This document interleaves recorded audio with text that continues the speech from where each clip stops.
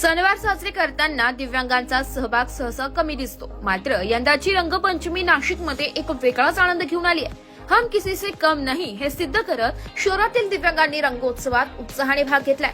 ठक्कर बाजार चौक येथे जिल्हा रुग्णालयासमोर एकत्र येत त्यांनी रंगांची उधळण केली आणि संगीताच्या तालावर नृत्य करत हा सोहळा स्मरणीय बनवलाय. या विशेष रंगपंचमी उत्सवात ललित पवार, बबलू मिर्झा, पंकज सूर्यवंशी, रुपेश परदेशी, सुभाष निकाळजे, दीपक भोई, अनिल वाघ, विनायक कस्तुरे आदी दिव्यांगांनी हरिरीने सहभाग घेतला. त्यांच्या आनंदाला समाजातील नागरिकांनीही दाद दिली. दिव्यांगांचा उत्साह पाहून परिसरातील नागरिकांनी त्यांना प्रोत्साहन दिले आणि त्यांच्या बरोबर रंग खेळून हा क्षण स्मरणीय केलाय. समाजाच्या मुख्य प्रवाहात दिव्यांगांचा सहभाग वाढविण्यासाठी अशा उपक्रमांचे महत्त्व अनन्यसाधारण आहे.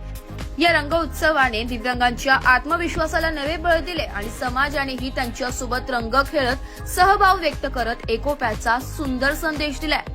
ब्युरो रिपोर्ट, नाशिक लोकशाही न्यूज, नाशिक.